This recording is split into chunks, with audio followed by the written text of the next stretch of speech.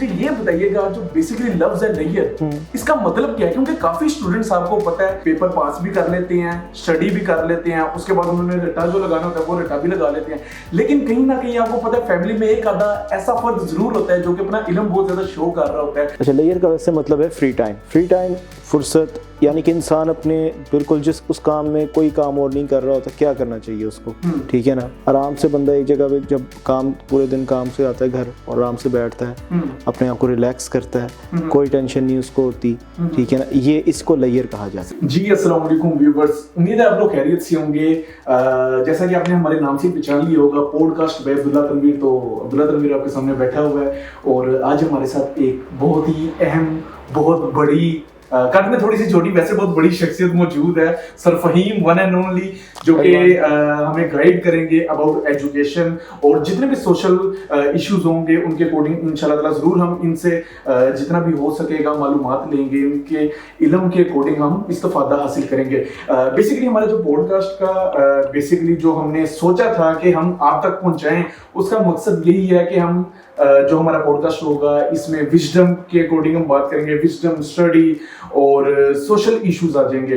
तो चलिए स्टार्ट करते हैं। आज का हमारा टॉपिक बीए के स्टूडेंट्स के हवाले से है, क्योंकि आप जानते हैं कि काफी स्टूडेंट्स बीए के अकॉर्डिंग तैयारी भी कर रहे होते हैं और पेपर भी पास कर लेते हैं, लेकिन उनको पता नहीं होता उनका बेसिकली कोर्स क्या क्या रहा है, उनके कोर्स में ऐसी चीजें कौन सी शामिल हैं, वो इसके अकॉर्डिंग फिर कंफ्यूज हो जाती हैं। तो आज हम स्टार्ट करेंगे इंग्लिश के अकॉर्डिंग।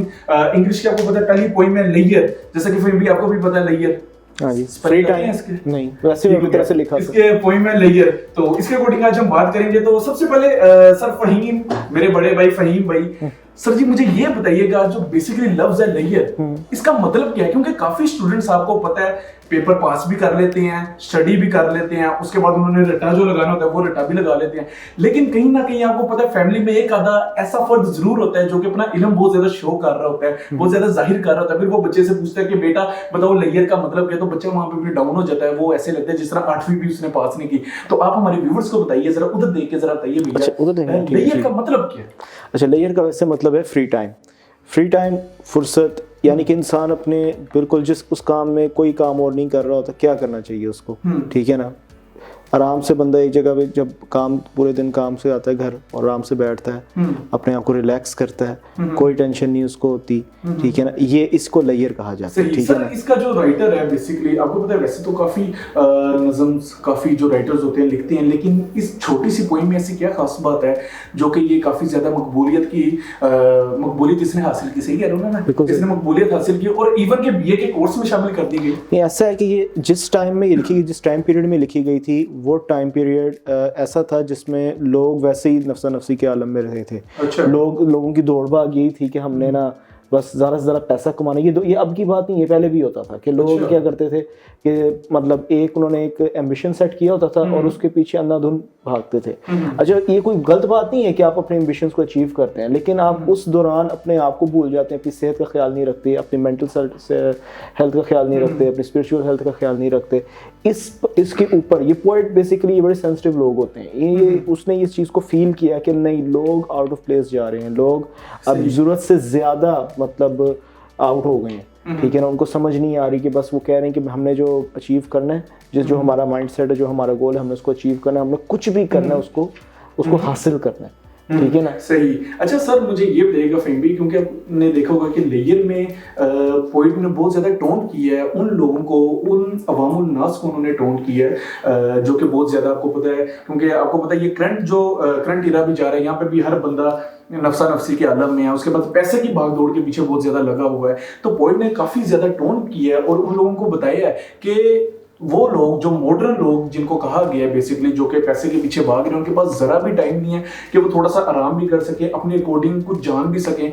और आपको पता है कि इसमें बेसिकली उसने ये भी बताया कि इंसानों के पास टाइम नहीं है कि खूबसूरत गिलहरी को देख सके। अच्छा सर मुझे एक चीज बताइएगा, क्योंकि आपको पता है काफी जो पोइट्स होती हैं इनकी जो बातें होती हैं बहुत ही ज्यादा गहरी होती हैं फहीम भाई, तो सर इसका बेसिकली मतलब क्या और क्या आज की नई जनरेशन जो है इस चीज को जान सकेगी, समझ सकेगी?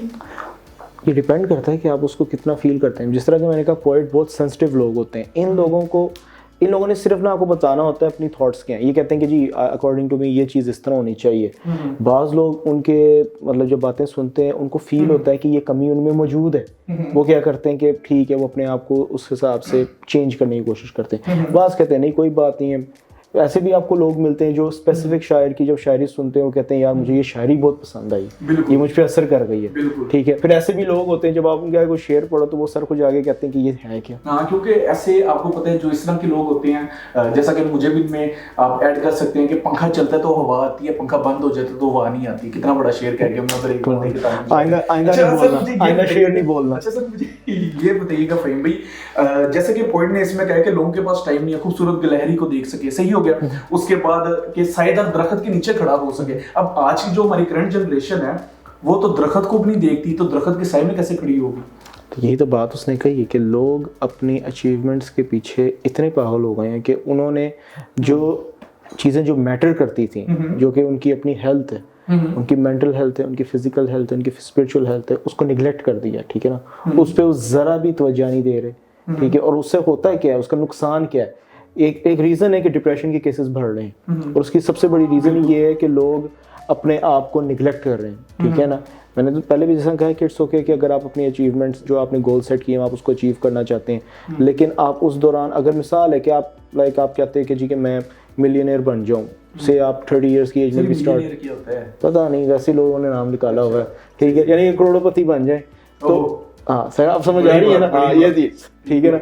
यानी कि लोग अब इसके लिए लोग मेहनत करना शुरू कर देते हैं। वो 10 साल मेहनत करता है, अपने खाने पीने का ख्याल नहीं करता, अपने सोने जागने का ख्याल नहीं करता, ठीक है, चलो ठीक है आके 5 घंटे सो गए, फिर अगले दिन काम पे चला गया। इसका नुकसान इसको क्या होगा, ठीक है। हाँ वो अपनी अचीवमेंट कर लेगा और 10 सालों के अंदर, ठीक है, करोड़पति भी बन जाएगा, ठीक है।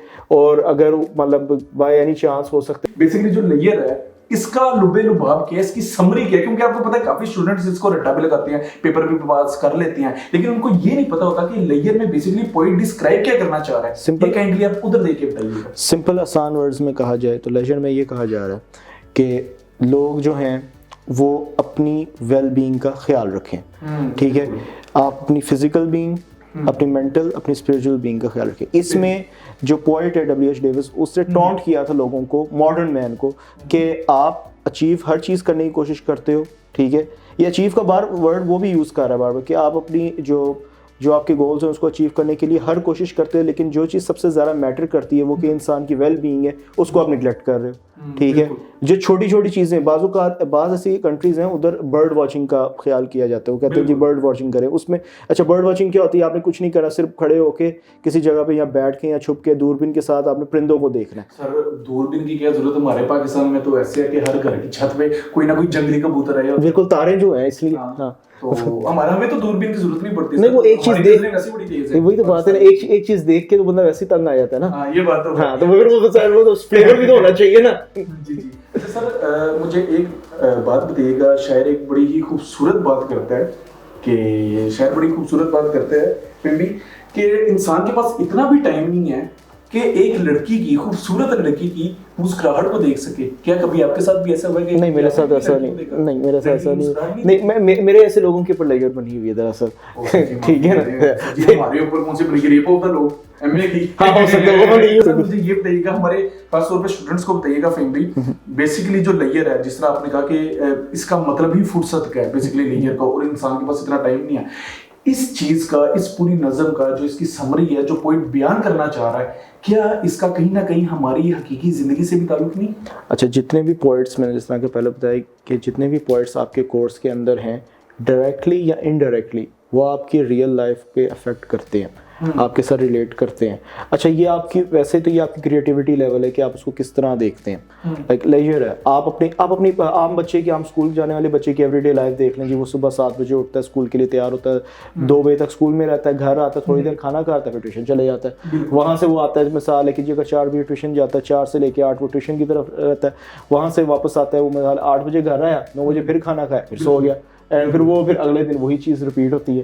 ठीक है, तो मुझे बताएं कि उसके पास फुर्सत का टाइम कहाँ पे है? सर अगर वो इसी दौर में वो मतलब कैंचे खेलने लग जाएगा, बड़े होके तो फिर उसने रेडी लगानी है, वो भी लकड़ी वाली रेडी लेके उसके बीच में आग लगा के मूंगफली बेचेगा।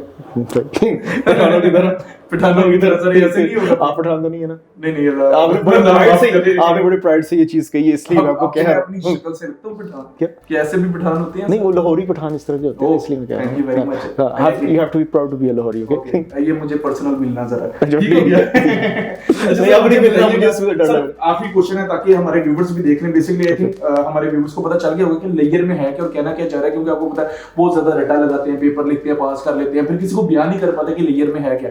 सर शायर, इंग्लिश में हम पोइट कहते हैं, POET, पोइट, सही हो गया? आपको स्पेलिंग आते हैं? लेयर लिखने का मकसद क्या था, उधर देख के बताइए। लिखने का मकसद सिंपल, वैसे तो आप जो भी ज़्यादातर हमारे यहाँ स्टूडेंट्स इस तरह के होते हैं कि जब वो पढ़ते हैं उनको ये नहीं पता होता वो पढ़ क्या रहे हैं, बिल्कुल ठीक है। जब इम्तिहान देने जाते हैं, जब लिखते हैं उनको ये नहीं पता होता वो लिख क्या रहे हैं, एंड बाय एनी चांस अगर वो पास हो जाते हैं तो उनको ये मतलब पता होता है कि उनके पास डिग्री है, प्रूफ है कि भाई मैंने BA या 14 ईयर्स ऑफ एजुकेशन मैंने पास कर ली है, लेकिन उनको फिर भी ये नहीं पता होता कि कोर्स के कंटेंट्स हैं क्या, ठीक है। ऐसा ही ये बात है, ठीक है ना। यही चीज़ अगर आपने इस पे ये लेजर के पॉइंट ऑफ व्यू से चले मैं देख लेता हूँ कि एक स्टूडेंट या एक ऑर्डिनरी आदमी जो है वो अपनी एवरीडे लाइफ में बिजी हो गया, इतना बिजी हो गया कि उसको पता नहीं कि जो चीज़ें मैटर करती हैं वो क्या हैं, और उसकी वजह से वो उसकी हेल्थ पे नेगेटिव इम्पैक्ट डालती है। नेगेटिव इम्पैक्ट से क्या होता है कि वो बीमार होना शुरू हो जाता है, और सिर्फ बीमार ही नहीं होता, वो इस तरह का बीमार होता है कि उसका शायद इलाज भी मुमकिन नहीं हो पाता। मतलब सर कहने का मतलब ये है कि बेसिकली जो पोइट है उसने जो मॉडर्न लोग हैं, जो काफी ज्यादा बिजी लोग हैं, उसके ऊपर उसने तनकीद की और उन्होंने कहा है कि कहीं ना कहीं आप खूबसूरत चीजों को भी देखें, फॉर एग्जांपल पहाड़, वादियां और प्यारी सी लड़की की एक स्माइल। ये एक नाम से जाहिर है लेजर। बिल्कुल, आप जो भी तेज रफ्तार लाइफ में जा रहे हैं उसको कहीं पे आके थोड़ी देर ब्रेक लगाएं और एंजॉय करें। इसमें बड़ी एक प्यारी सी बात है फहीम भाई, आप think of beauty is joy forever. ठीक हो गया? Flower is to touch not to pluck, and नहीं ये मैं गलत बोल गया, beauty is to see not to touch, flower is to touch not to pluck, सही हो गया? तो ये इसने इन्होंने नहीं कहा, ये WH डेविस ने कहा है, ठीक है। खुश ना हो इससे। देखिए बहुत ज्यादा जान रहे हैं, बोर्ड मेरे हक में दे रहा है। इसी के साथ आप अपने मेजबान को इजाजत दीजिए, अगर नहीं भी दे रहे तो हमारी वीडियो क्लोज हो रही है, और इंशाल्लाह हम मजीद BA के अकॉर्डिंग और साथ साथ MA के अकॉर्डिंग, क्योंकि वो बच्चे जिनको समझ नहीं आती कि वो पढ़ क्या रहे हैं और उसका समरी क्या, तो इंशाल्लाह हम जरूर कोशिश करेंगे कि आपके साथ शेयर करें। तो इसी के साथ अपने मेजबान अब्दुल्ला तनवीर और वन एंड ओनली फहीम को इजाजत दीजिए। अल्लाह निगहबान।